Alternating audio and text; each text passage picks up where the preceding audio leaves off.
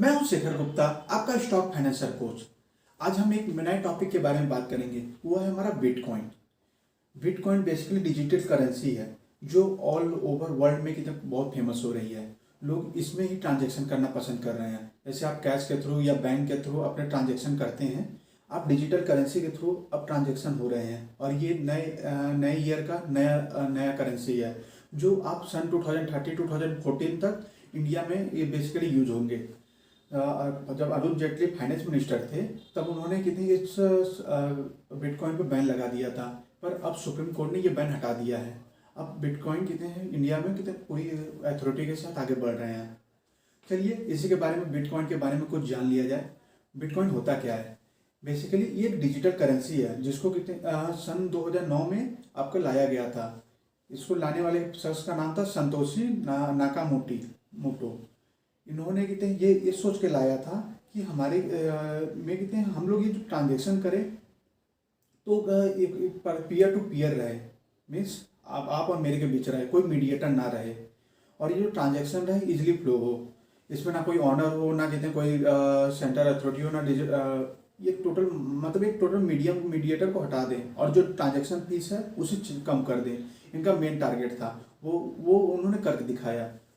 Basically आप पहले मैं पॉइंट लेता हूँ ट्रांजैक्शन, आपका ट्रांजैक्शन का मीन्स कोई भी आप ट्रांजैक्शन करते हो उसके बीच में एक मीडिएटर होता है, तो मीडिएटर को इन्होंने हटा दिया।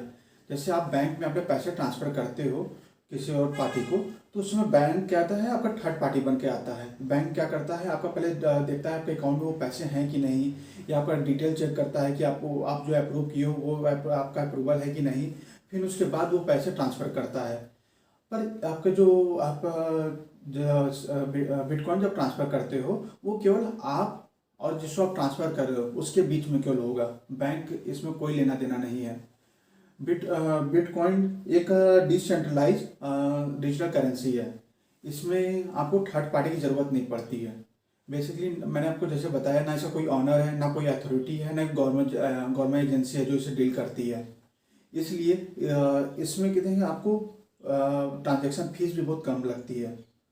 आप मान लीजिए ये पीयर टू पीयर नेटवर्क पे काम करता है। इसका क्या मतलब है कि आप जो ट्रांजैक्शन कर रहे हैं और जिसको आप अपना ट्रांजैक्शन सेंड कर रहे हैं, मीन्स जिसे आप पैसे सेंड कर रहे हैं बिटकॉइन के थ्रू, वो और उसके बीच में क्यों बात रहेगी, थर्ड पार्टी का कोई लेना देना ही नहीं है।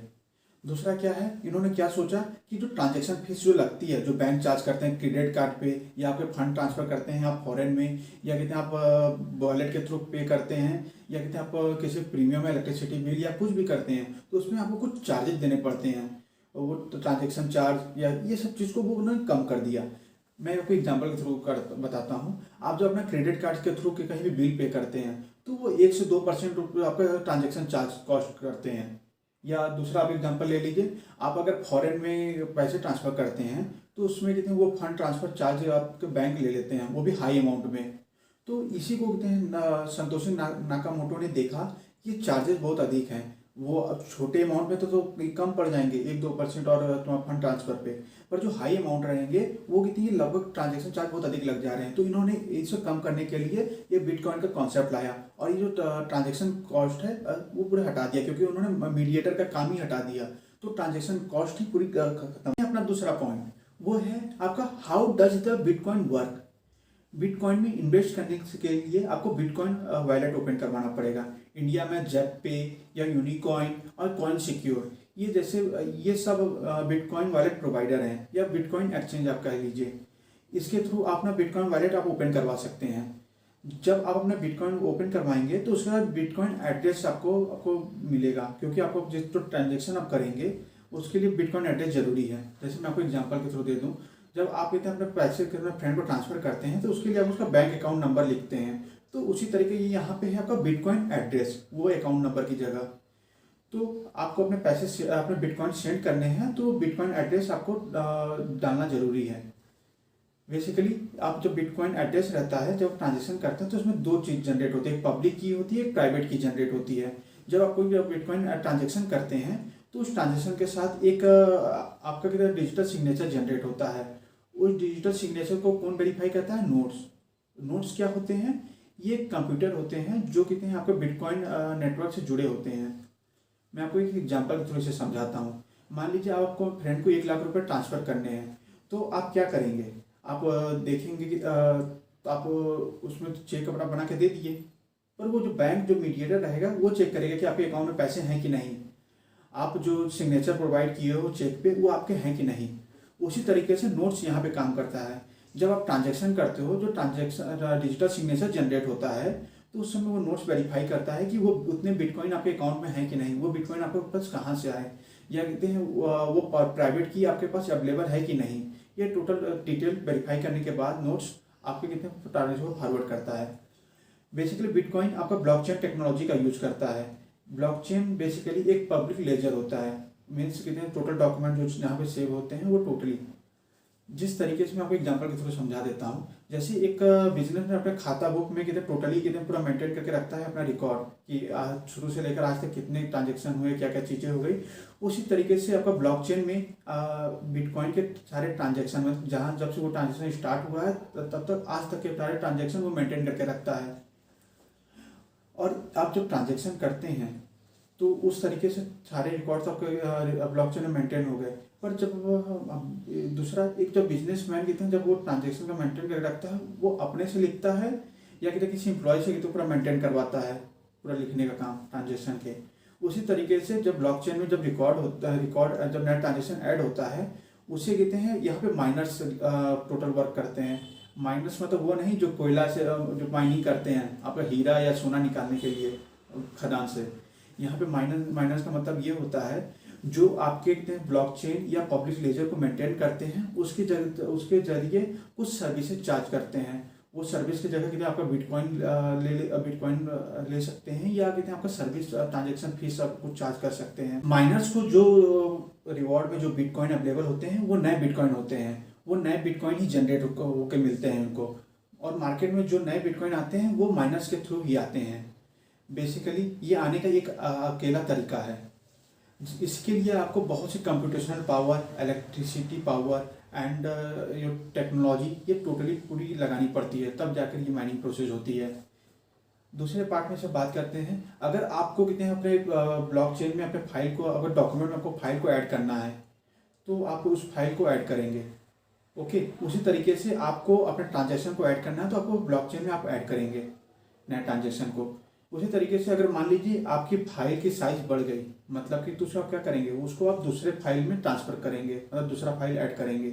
उसी तरीके से अगर ब्लॉकचेन में ट्रांजैक्शन का कितना साइज बढ़ गया तो आप उसके लिए नया नया नया चेन ले आएंगे, मतलब नया ब्लॉक ले आएंगे। उस ब्लॉक में आप नया ट्रांजैक्शन स्टार्ट करेंगे। बेसिकली जो ब्लॉकचेन की जो साइज होती है 1 MB की होती है, मीन्स एक लिमिटेड ट्रांजैक्शन के बाद आपको नया ब्लॉक बनाना पड़ता है। पर इसमें एक चीज़ खासियत है कि जो आपका नया ब्लॉक है उसमें प्रीवियस ब्लॉक का रेफरेंस मिल जाता है, और जो नया ब्लॉक बनेगा इसका पूरा रेफरेंस मिलेगा। मीन्स इससे आपको ये पता चलता है कि आपका ट्रांजैक्शन जहाँ से स्टार्ट हुआ अप टू अभी तक ये टोटल हिस्ट्री आपको मिल जाती है। और को मैं एक एग्जांपल के थ्रू समझा देता हूँ। मान लीजिए कहते हैं आपने जब से किसी को 2 को बिटकॉइन अपने बेचे, ठीक, जब से वो बिटकॉइन कहाँ से आए और बिटकॉइन को आपको किसने प्रोवाइड किए, आप बिटकॉइन को कहाँ पे बेच रहे हैं, और वो बिटकॉइन के ट्रांजैक्शन हिस्ट्री क्या है, वो जब किस माइनर के थ्रू जनरेट हुए, ये टोटली कितने हैं आपके पब्लिक लेजर के कितने हिस्ट्री में मेंटेन रहती है। और टोटली ये ब्लॉकचेन के थ्रू टोटल आपके ट्रांजेक्शन हिस्ट्री में आपके मेंटेन की जाती है। बेसिकली जब नया ट्रांजेक्शन होता है तो उसके लिए जो माइनर्स होते हैं उससे कहते हैं नए ट्रांजेक्शन को ऐड कर देते हैं, पर उस ऐड करने के बाद उसको सील भी करना पड़ता है माइनर्स को, क्योंकि ऐसा कभी कभी होता है कुछ लोग कहते हैं उस जो ब्लॉक है उस ब्लॉक के साथ छेड़छाड़ करते हैं, मीन्स मैनिपुलेट करते हैं उस ब्लॉक को। तो उसको करने के लिए इसे सील कर दिया जाता है। उसके लिए कहते हैं जो माइनर्स होते हैं उन्होंने माइनिंग सॉफ्टवेयर यूज करते हैं। उस माइनिंग सॉफ्टवेयर में वो क्या करते हैं कि आपके जो ट्रांजेक्शन हो रहे हैं तो उसके लिए वो अपना टोटल एक पजल सॉल्व करते हैं। वो पजल से इतना डिफिकल्ट बनाया जाता है कि उसके लिए टाइम लगते हैं, और जो माइनस पहले वो सॉल्व कर देता है उससे कितने रिवॉर्ड्स मिलते हैं, अब लगभग 6.25 बिटकॉइन मिलते हैं। बेसिकली जब वो पजल सॉल्व होता है वो ब्लॉक आपका किसके पास जाता है, आपके कंप्यूटर नेटवर्क में, आपके बिटकॉइन नेटवर्क में वो पब्लिश होता है। वो पब्लिश होने के बाद वो नोट्स के पास जाता है, नोट्स उसे वेरीफाई करता है। वेरीफाई होने के बाद आपका वो ब्लॉक ब्लॉकचेन में ऐड होता है। इतनी प्रोसेस पूरी होनी पड़ती है। और उस जो पजल्स जो माइनस सॉल्व करता है उसको कितने रिवॉर्ड में आपको बिटकॉइन मिलते हैं। अब तो 6.25 इतने बिटकॉइन हो गए हैं। जब 2009 में जब ये स्टार्ट हुआ था तो उसमें 50 बिटकॉइन मिलते थे जो ये पजल सॉल्व करता था। फिर उसके बाद 4 साल बाद 2012 में 13 में कितनी ये आपके हो गए 12.5। फिर उसके बाद फिर 4 साल में आपका 25 हो गए 2012 में। फिर उसके बाद 2016 में कितने हैं आपके 12.5। फिर उसके बाद 2020 में 6.25। मीन्स इस तरीके से इसके प्रोसेस टोटल हाफ होते जाते हैं। बिटकॉइन का कहते हैं प्रोसेस इतना डिफिकल्ट बनाया जाता है कि उसे कितने सॉल्व करने के लिए कितने ग्रुप वर्क लगता है या कितने बहुत लोग मिलकर काम करते हैं। इसका डिजाइन ही कॉम्प्लेक्स है, इसलिए बहुत लोग जो लोग इसमें मेहनत करते हैं अगर उनको मेहनत काम नहीं आया तो ये बेकार। जब आप कोई ट्रांजेक्शन करते हैं तो उस ट्रांजेक्शन क्या कहते हैं आप क्लिक बटन पर जाकर सेंड करते हैं तो वो आपका जो ट्रांजेक्शन वो बिटकॉइन नेटवर्क में जाता है और फिर वो नोट्स आपके कहते हैं डिजिटल सिग्नेचर के थ्रू वो आपका वेरीफाई करता है। और वो वेरीफाई करने के बाद वो जो आपका माइनर्स रहते हैं उस ट्रांजैक्शन को ब्लॉक करते हैं, उस ब्लॉक में डालते हैं, फिर उस ब्लॉक को सील करना पड़ता है। ये टोटल प्रोसेस होती है। और पर वो सील करने के लिए उस ब्लॉक को उनको एक जो माइनर्स होते हैं उनको एक डिफिकल्ट पजल सॉल्व करना रहता है। वो उस पजल्स को उनको कहते हैं पहले पब्लिश करना पड़ता है। वो उनको क्या करना पड़ता है आपका बिटकॉइन नेटवर्क में वो डालना पड़ता है, वो उनको पब्लिश करते हैं। फिर आपके जो नोट्स रहते हैं उनको वो वेरीफाई करते हैं वो ब्लॉक को। फिर वो ब्लॉक आपके जाकर फिर जाकर वो ऐड होते हैं ब्लॉकचेन में। ये भी प्रोसेस दूसरी प्रोसेस यूज होती है। ये टोटल प्रोसेस आपको याद रखनी पड़ेगी। और फिर उसके बाद आप ऐसे यूजर उस सारे ट्रांजेक्शन को आप देख सकते हैं। ये जो माइनर्स होते हैं ये ग्रुप बना के काम करते हैं जिससे कि इनकी जीतने की प्रोबेबिलिटी बढ़ जाए क्योंकि ये एक दूसरे में कम्पीट करते हैं। और जो रिवॉर्ड आते हैं ट्रांजेक्शन फी या कहते हैं बिटकॉइन वो आपस में बांट लेते हैं। बेसिकली अभी कुछ समय में देखा गया है कि बिटकॉइन की डिमांड अधिक बढ़ी है पर और उसके साथ आपकी सप्लाई भी बढ़ रही है। बेसिकली जब डिमांड बढ़ती है और सप्लाई कम रहती है तो बिटकॉइन का प्राइस ऊपर जाएगा।